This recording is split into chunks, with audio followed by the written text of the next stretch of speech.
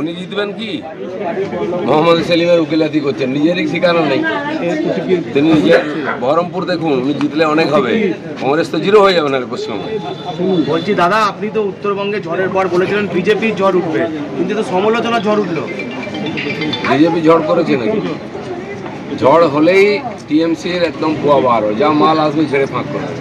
বন্যা হোক, ঝড় হোক, ভূমিকম্প ওরা চায়, তাহলে কামাই হবে। সরকারে যারা আছে তাদের দায়িত্ব ওখানকার যারা ক্ষতিগ্রস্ত মানুষ তাদের কাছে দাঁড়িয়ে তাদেরকে মনোবল বাড়ানো, ক্ষতিপূরণ দিয়ে তাদেরকে আবার নিজের জীবনে ফিরিয়ে নিয়ে আসে। আমরা বিরোধী পার্টি আছি, আমরাও লোকের সঙ্গে আছি। কিন্তু কথায় কথায় মমতা ব্যানার্জি এত টাকার ফিরিস্তি, তত টাকার ফিরিস্তি, এত টাকা ক্ষতি হয়ে গেছে, এসব বলতে থাকেন, কিন্তু মানুষের কাছে কিছু পৌঁছায় না। আয়লার ঝড় হলো, আমপানের ঝড় হলো, টাকা এলো কেন্দ্র থেকে, তার অ্যাকাউন্টে গেল, টিএমসির কর্মীদের অ্যাকাউন্টে, প্রধান উপপ্রধান, তার বউ, তার শালা, ভাগ্নে, তাদের চলে গেল, যার বাড়ি ভেঙে তারা কিছু পেল না। এবার জন্য তা না হয়, এই ঝড়কে কেন্দ্র করে কামাতে শুরু করলো টিএমসি, এরম যেন না হয়। ফুটবল মাঠে তো ভালোই গোল দিলেন, গোলও দিই, শটও মারি, আমাদের একদম টার্গেট ফিক্স।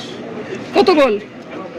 সে তো গুনতে থাকুন আপনারা, চলুন বসুন, চা খান। গোল অধীর চৌধুরী বলেছেন মোহাম্মদ সেলিম জিতবে।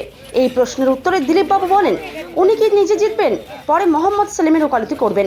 আগে নিজের বহরমপুর জিতুক, নিজের জিতলে অনেক হবে, না হলে কংগ্রেস শূন্য হয়ে যাবে। প্রত্যেক দিনের মতো প্রাতঃভ্রমণে বেরিয়ে অধীর চৌধুরীকে কটাক্ষ করেন বর্ধমান দুর্গাপুর লোকসভার বিজেপি প্রার্থী দিলীপ ঘোষ। আগে খেলছিলেন ক্রিকেট, এবার সকাল সকাল খেললেন ফুটবল, দিলেন কয়েকটি গোল দিয়ে। মঙ্গলবার বর্ধমান টাউন স্কুল মাঠে প্রাতঃভ্রমণে সারলেন দিলীপবাবু। তারপর বাদামতলা এলাকায় যোগ দেন চা চক্রে, সারলেন জনসংযোগ। উত্তরবঙ্গ ঝড়ের পর বলেছিলেন বিজেপি ঝড় উঠবে, কিন্তু এবার তো সমালোচনার ঝড় উঠল। এই প্রশ্নের উত্তরে তিনি বলেন ঝড় হলেই টিএমসির পোয়া বারো, যা আসবে সেটাই ঝেড়ে ফাঁক করে দেবে ওরা। ফুটবল মাঠে তো ভালোই গোল দিলেন। প্রশ্নের উত্তরে বলেন আমি শট মারি, গোলও দিই, আমাদের টার্গেট একদম ফিক্সড হয়ে আছে। ওই সাইডটা ক্লিয়ার হয়ে যাচ্ছে দাদা, আপনি এই সাইডটা দেন।